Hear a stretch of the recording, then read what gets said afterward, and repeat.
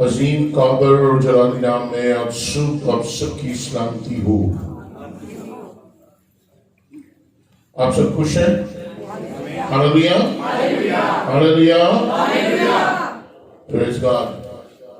खुदा का शुक्र करते हैं, खुदा ने मौका दिया ताकि एक बार फिर हम सब खुदा के हुजूर इकट्ठे हो सकें और सबसे बढ़कर इस बात की शुक्रगुजारी करें कि हम सब जिंदों की जमीन। आमीन, आमीन। ये साल 2020 का साल नस्ल इंसानी के लिए कुछ अच्छा साबित नहीं हुआ। बहुत से लोग इस दुनिया से कूच कर गए, बहुत से लोग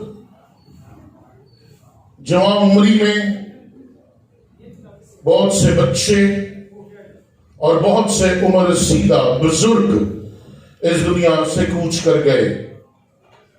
लेकिन मैं और आप, हमें खुदावंद यीशु मसीह का शुक्रगुजार होना है जिसने मुझे और आपको ये मौका दिया कि हम एक बार फिर इस बड़े दिन को, इस क्रिसमस को, अपने नजात दहिंदे की वलादत के दिन को मना सकें, इसमें दाखिल हो सके, शामिल हो सके और खुशी कर सके।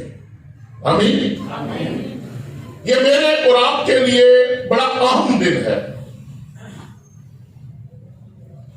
चंद दिन पहले ही हमें खबर मिली गुज़श्ता हफ्ते में कि मेरा एक अजीज दोस्त वो खुदा यीशु मसीह में सो गया। मेरा और भाई वारिस का क्लास फेलो था, भाई जैक्सन। और कल हमें खबर मिली कि भाई नवीद के कजन वो खुदा में सो गए। बहुत सी ऐसी जिंदगियां हैं जिनके बारे में हम जानते हैं या नहीं जानते, जो नागहानी मौत का शिकार हुए। लेकिन खुदा का फजल, खुदा ने हमें जिंदगी दी, जिंदगी को कायम रखा और इस जिंदगी को बढ़ाया ताकि मैं और आप इस दिन को, इस मुबारक दिन को देख सके। बहुत से लोग अस्पतालों में पड़े हैं हादसात की वजह से, बलाओं की, वबाओं की वजह से। खानदान के खानदान परेशान, गमज़दा, अफसुदा।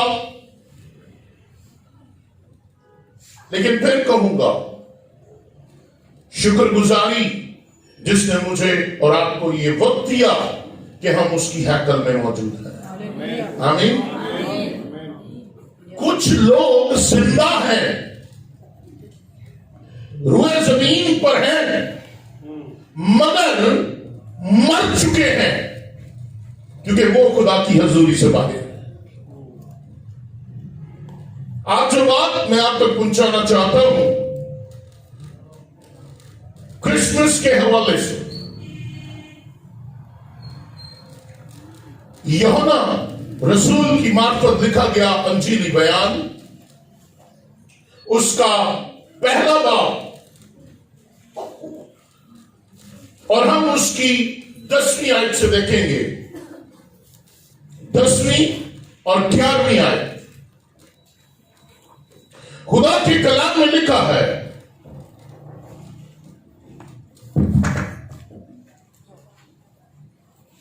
यूहन्ना रसूल की मार्फत लिखा गया अंजीली बयान, पहला बाब, 10वीं और 11वीं आयत। वो दुनिया में था और दुनिया उसके वसीले से पैदा हुई और दुनिया ने उसे ना पहचाना। वो अपने घर आया और उसके अपनों ने उसे कबूल ना किया। वो अपने घर आया और अपनों ने उसे कबूल ना किया। और यूहन्ना ही की इंजील के अगर पहले बाब की पहली आयत से हम पढ़े तो वहां पर लिखा है, इब्तिदा में कलाम था, कलाम खुदा के साथ था और कलाम खुदा था। बाइबल मुकद्दस मसीह की आमद के बारे में हमें बताती है और हम मसीह की आमद की इन दिनों भरपूर तैयारियों में लगे रहे। क्रिसमस के इब्तिदाई दिनों से लेकर आज तक हम हर दिन एक नई तैयारी करते,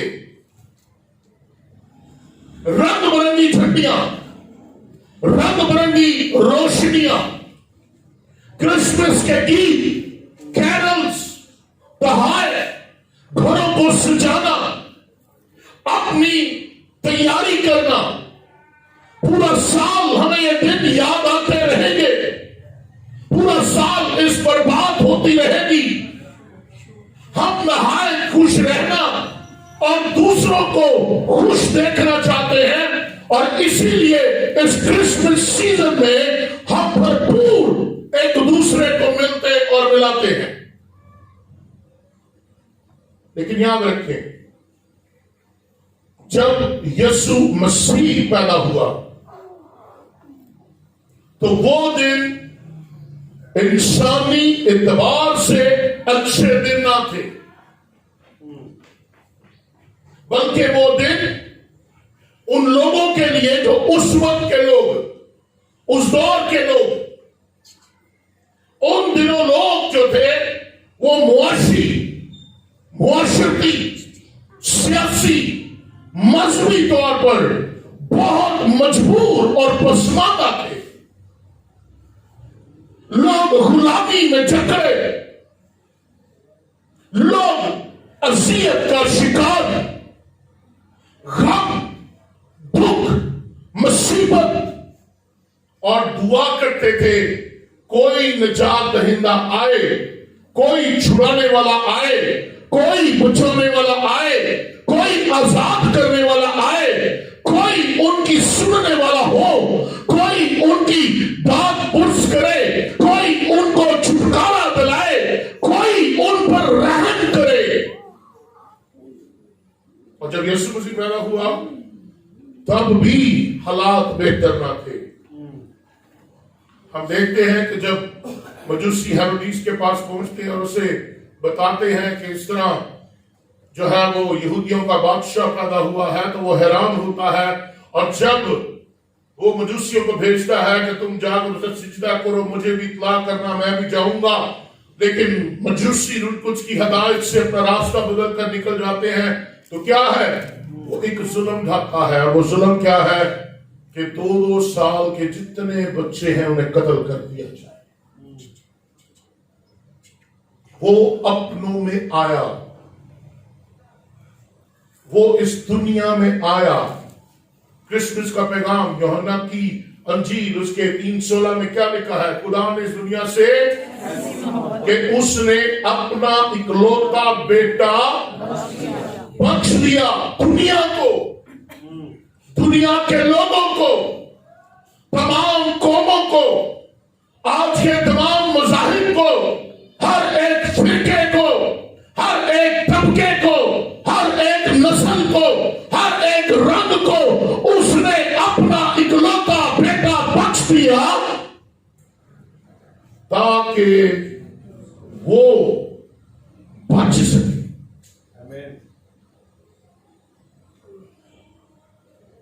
दुनिया ने उसे रद्द कर दिया। क्या लिखा है 11वीं आयत में? वो अपने घर आया और उसके अपनों ने उसे रद्द कर दिया, कबूल ना किया। और आज जो मजमून मैं आपको देना चाहता हूं वो है, हमने उसे रद्द कर दिया। खुदा जो इस दुनिया का खालिक है, वो पूरी दुनिया को यीशु की पैदाइश में शामिल करना चाहता था। अगर हम यूहन्ना की इंजील के पहले बाब की 10वीं आप पहले बात की 10वीं आयत पर गौर करें तो हमें इल्म होता है कि दुनिया ने उसे ना पहचाना। वो दुनिया में था, दुनिया उसके वसीले से पैदा हुई, और आगे क्या लिखा है? दुनिया ने उसे ना पहचाना। मत्ती की इंजील, अगर हम मत्ती की इंजील पढ़ते और सीखते हैं तो वो हमें पता चलता है कि एक कुंवारी लड़की, एक कुंवारी औरत रूह कुद्स के वसीले से हमला हुई। यीशु मसीह रूह कुद्स के वसीले से पैदा हुआ, और जब ये इत्तला यूसुफ को मिलती है तो यूसुफ ख्वाब में हिदायत पाकर उसे अपने घर ले आता है। पहले उसका दादा छोड़ दे, लेकिन जब फरिश्ता उससे कलाम करता है, रूह कुद्स उससे कलाम करता है, उस पर खुदा अपनी मर्जी को जाहिर करता है, तो लिखा है वो ख्वाब में हिदायत पाकर उसे अपने घर ले आया। एक गैर मामूली काम, खुदा ने एक गैर मामूली काम किया। उसने बलबलाती, सिसकती, तड़पती, दुखी दुनिया को बचाने के लिए इस रुए जमीन पर एक खुशखबरी को भेजा। उसने इस दुनिया को बचाने के लिए अपनी रहमत, अपनी मोहब्बत को निछावर किया। वो दुनिया को बचाना चाहता है, वो दुनिया पर तरस खाता है, वो दुनिया को अपने साथ मिलाना चाहता है। और बाइबल कहती है दुनिया ने उसे ना पहचाना। आज भी यही हाल, आज भी दुनिया उसे नहीं जानती, आज भी दुनिया उसे रद्द कर देती है। आज भी दुनिया के लोग अपने दुखों में, मुसीबतों में, मसाइब में, अज़ियतों में, गुलामी में, बीमारियों में, बुरे हालात में जकड़े हैं, लेकिन फिर भी उससे दूर है। वो दुनिया में आया और हमने उसे ना पहचाना। वो दुनिया में मौजूद है। मैं चाहता हूं ताकि जाकर तुम्हारे लिए मददगार भेजूं, यानी रूहे हक, जिसे दुनिया कलाम की बात दुनिया नहीं जानती। बाइबल कह रही है, लेकिन तुम जानते हो, क्योंकि वो तुम्हारे साथ है और तुम्हारे यीशु मसीह हमारी रोजमर्रा जिंदगी में शामिल होने के लिए आया।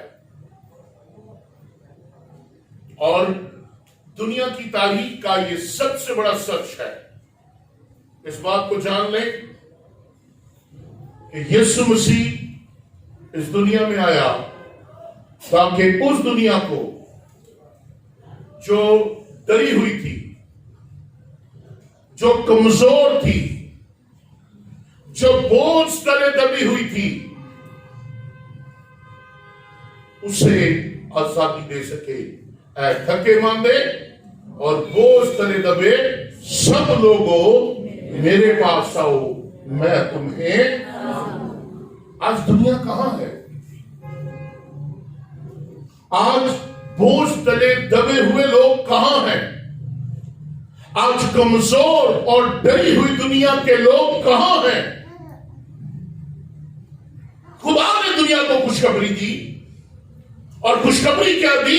तुम उसका नाम इमानुएल रखना, जिसका तर्जुमा है ओ हालेलुया, इमानुएल तुम्हारे साथ है। तुम खुशी में हो, इमानुएल तुम्हारे साथ है। तुम गम में हो, इमानुएल तुम्हारे साथ है। तुम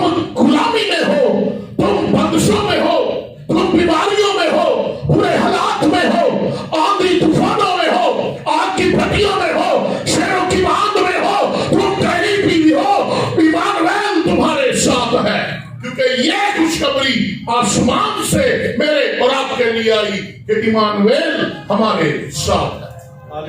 हालेलुया।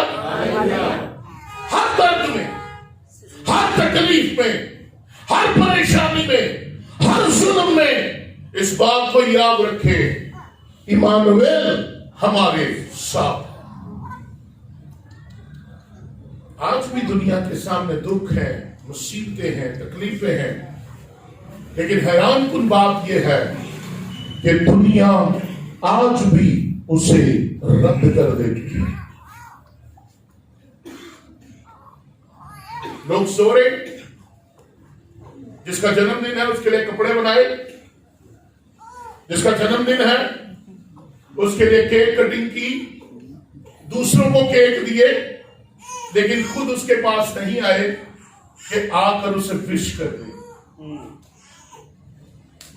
क्या यह मुमकिन है कि आप मेरी बर्थडे पे आपस में केक बांटते रहे और मुझे विश ना करें और कहें हमने पादी साहब को की सालगिरह मना ली? क्यों पादी साहब, क्या यह तरीका सही है? ऐसा हो सकता है आपकी मेरी बर्थडे पे हो सकता है। जिसका बर्थडे है, जिसका जन्मदिन है, जिसकी खुशी हम मना रहे हैं, हमें उसके पास जाकर उसे विश करने की जरूरत है। हमने तो रात को बारबेक्यू किए, हमने तो डेक बजाए, हम ना रात को गिरजे में थे ना सुबह गिरजे में हैं, हम तो बिस्तरों में सो रहे हैं। सारी रात पादी साहब जागते रहे, सुबह 4 बजे सोए और कहते हैं हम क्रिसमस मना रहे हैं। पहली बात, यीशु हर रोज मरा की जिंदगी में हमारे साथ शामिल होने के लिए आया, और दूसरी बात, यीशु हमारे गुनहगार मजाज को, हमारी गुनहगार जिंदगी को मिटाने के लिए इस दुनिया में आया।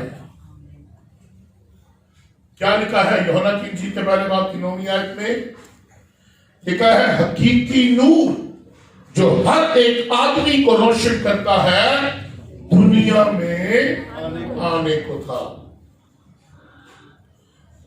जब आप क्रिसमस पर अपने घरों में ये क्रिसमस ट्रीज यदि तो बत्ती बांध दे, क्रिसमस ट्रीज पर लगी लाइटें देखें, अपने घरों पर लाइटें देखें, बाहर लाइटें देखें, चर्चिस के बाहर, बाजारों में लाइटें देखें, तो एक बात जरूर याद रखें कि ये नूर हकीकी नूर नहीं, यीशु मसीह हकीकी नूर है। हालेलुया।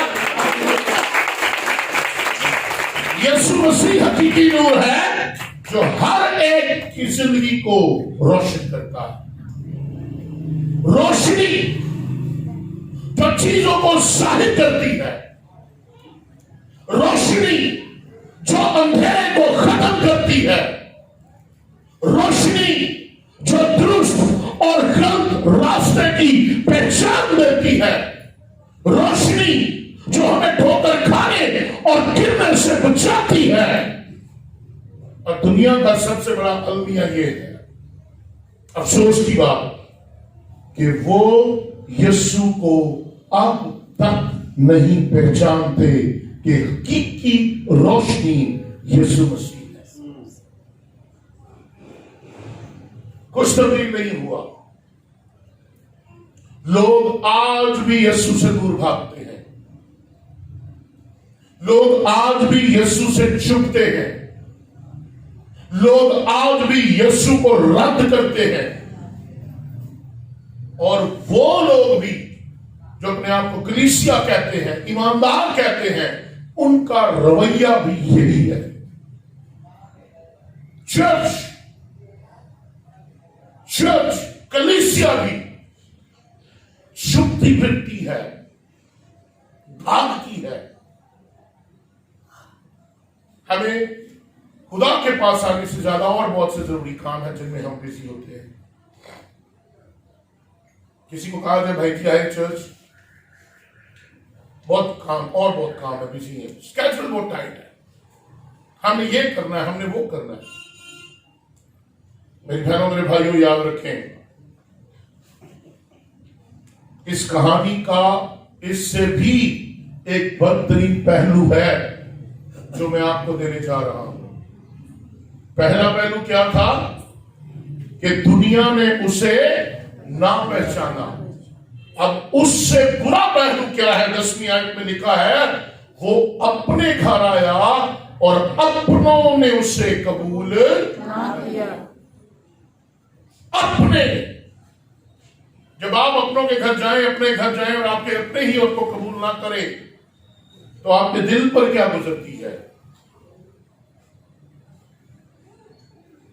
यूहन्ना की इंजील का ये बयान, वो अपने घर आया और अपनों ने उसे कबूल ना किया। हर एक सहीफा, हर बात, हर आयत, हर एक बाइबल की एक किताब गवाही देती है कि यीशु यही है जो हमारे दरमियान आया। क्योंकि क्या लिखा है 14वीं आयत में? पहली आयत पढ़ेंगे पहले। इब्तिदा में कलाम था, कलाम खुदा के साथ था और कलाम ही, और 14वीं आयत में लिखा है, कलाम मुजस्सम हुआ और फजल और सच्चाई से मामूर होकर हमारे दरमियान रहा और हमने उसका ऐसा जलाल देखा जैसा बाप का इकलौता अपनों में आया, लेकिन उसके अपनों ने उसे कबूल ना किया। अगर लूका की इंजील उसके 24वें बाब को हम पढ़ें तो अमाउस की राह पर चलते हुए हमें एक कहानी मिलती है। दो शख्स वहां पर जा रहे हैं, उनके दरमियान चाहे वो यीशु मसीह भी उनके साथ आकर मिल जाता है और वो आपस में बातें करते जाते हैं यीशु के बारे में। वो शख्स, वो पहचानते नहीं कि ये यीशु है और वो उसे यीशु के बारे में बताते हैं। यीशु मसीह में एक बात कहता है 24वें बाब की 27वीं आयत में, कहता है, फिर मूसा से और सब नबियों से शुरू होकर सब नबियों में जितनी बातें उसके हक में लिखी हुई है, क्या करें? उनको किनको समझा दें? किनको समझा दें? अपनों को।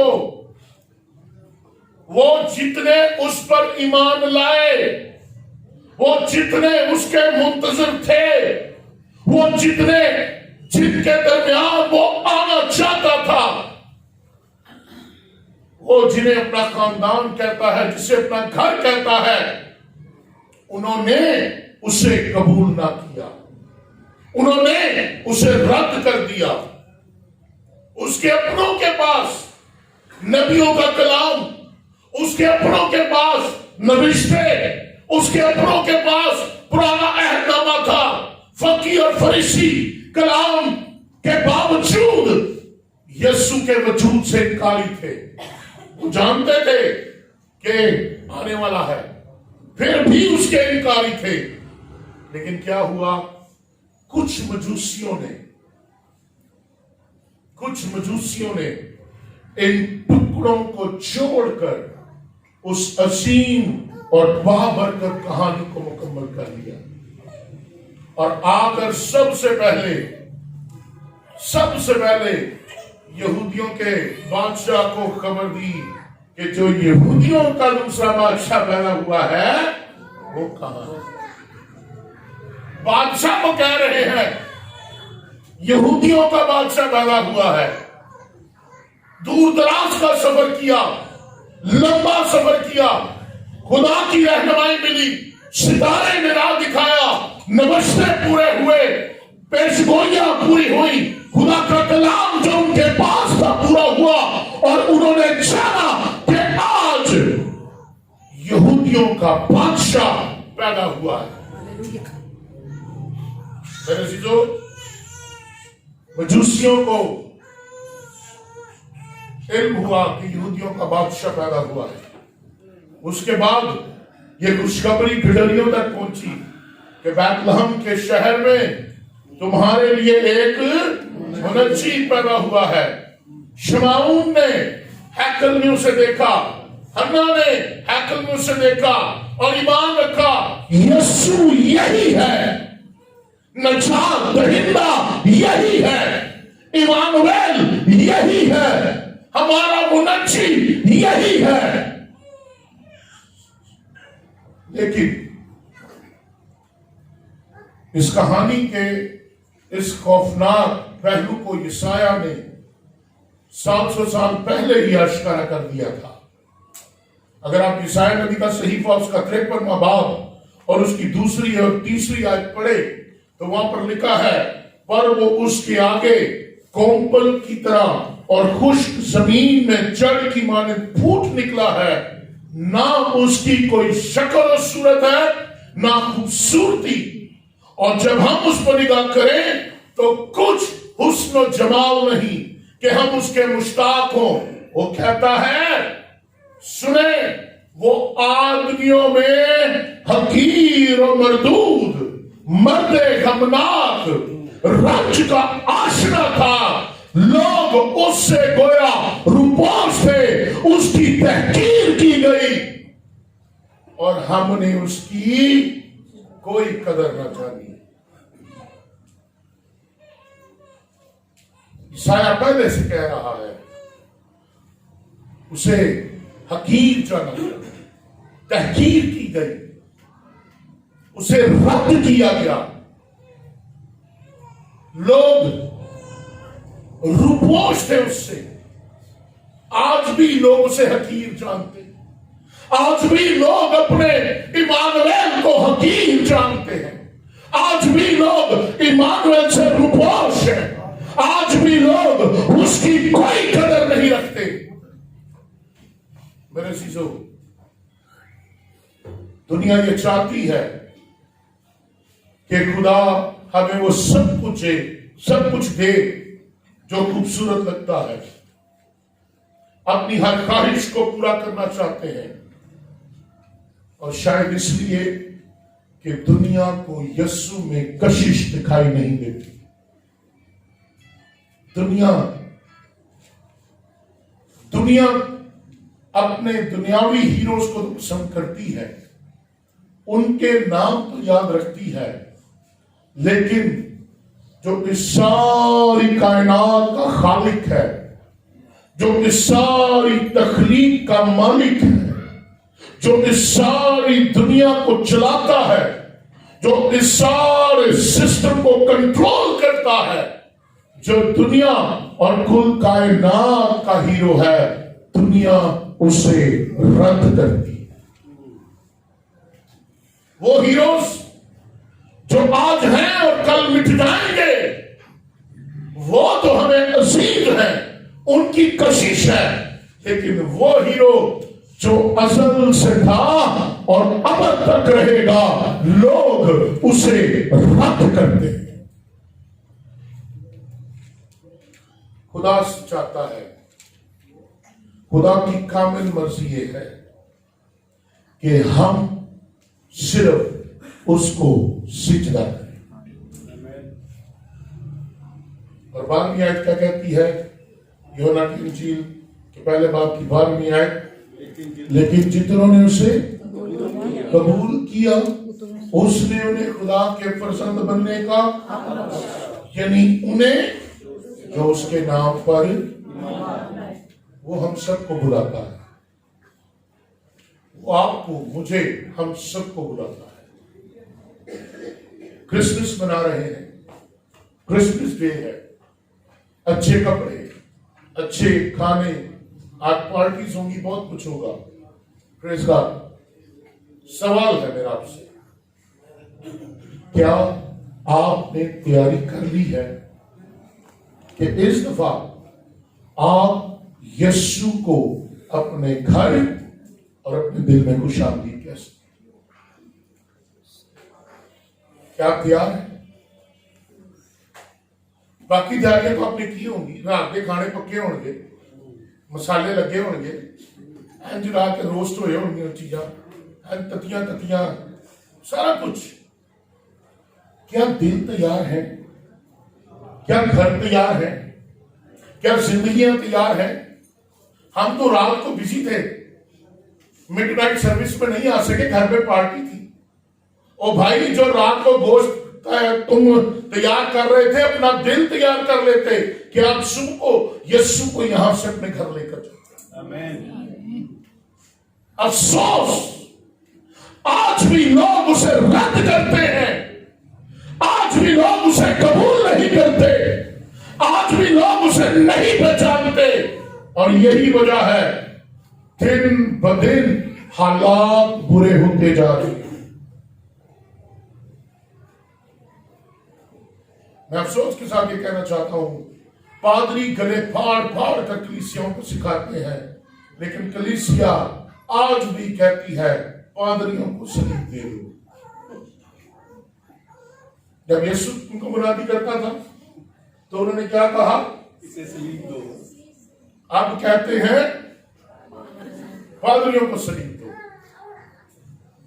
क्योंकि ये हमें पार्टियां करने से रोकते हैं, ये हमें खुदा के पास आने का ज्यादा कहते हैं। सुने, सिर्फ दो बातें अपनी जिंदगी में याद रखें, यीशु को कबूल करें और ईमान रखें। यीशु मसीह मेरा निजात दहिंदा है और मेरी जिंदगी में उससे बढ़कर कोई नहीं। ये आपकी जिंदगी का इकरार होना चाहिए। यीशु मसीह पर मैं ईमान रखता हूं और मेरा ईमान इस कदर मजबूत है कि मैं जान देने तक भी वफादार हूं। हालेलुया। कोई ड्रम स्टिक्स मेरा रास्ता नहीं रोक सकती, कोई बारबेक्यू मेरा रास्ता नहीं रोक सकती, कोई ठंड मेरा रास्ता नहीं रोक सकती।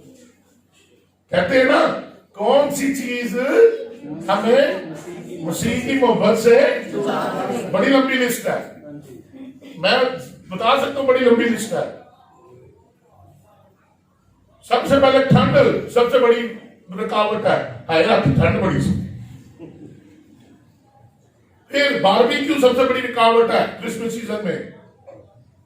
घर की पार्टियां सबसे बड़ी रुकावट है।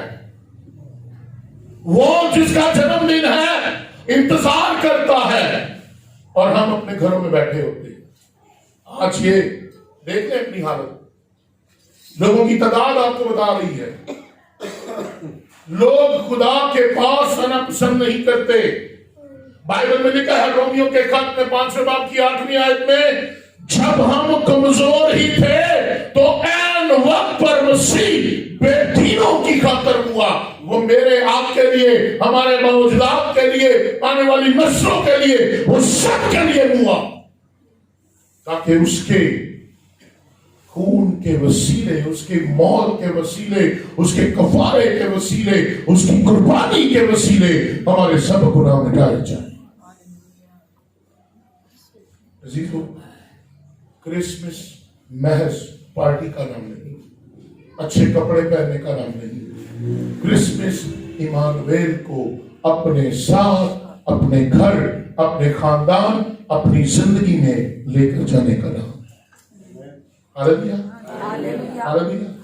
वो अपनों में आया और अपनों ने उसे रद्द कर दिया। अगर आपने भी उसे रद्द कर दिया तो आपके पास मौका है, सुधर जाए, बदल जाए। याद रखे, सिर्फ गर्दन हिलाने से कुछ नहीं होगा, अपने आप को हिलाना होगा। Shake your self, shake your mind. आपके, हमारे ज़हनों, हमारे दिलों में, हमारे अंदर जो चीजें जम चुकी हैं उनको हिलाएं, शेक करें और दुरुस्त करें अपने आप। अभी पादी साहब एक बात कह रहे थे, देख मैं जल्द आने वाला हूं। और अगर वो आ गया और आकर आपको खेत में ना पाया, आकर आपको सोते हुए पाया, आप बेदार ना हुए, तो वो आपको छोड़कर चला जाएगा। फिर आप रोएंगे, चलाएंगे, कुछ फायदा नहीं। क्रिसमस बनाए, क्रिसमस जिसकी वजह से है उसको अपनी जिंदगी दे। Jesus is the reason of Christmas season. Amen. आमीन। अब जो रीजन है उसको मौका दें, वो आपकी जिंदगियों में, आपके घरों में, आपके साथ जाए, ताकि ये इस क्रिसमस आपका हकीकी क्रिसमस हो। खुदा इस कलाम की वसीले आप सबको बरकत दे, और मेरी तरफ से, खानदान की तरफ से, तमाम रेवलेशन गॉस्पेल चर्च पास्टर और टीम की तरफ से आप सबको क्रिसमस की खुशियां मुबारक हो।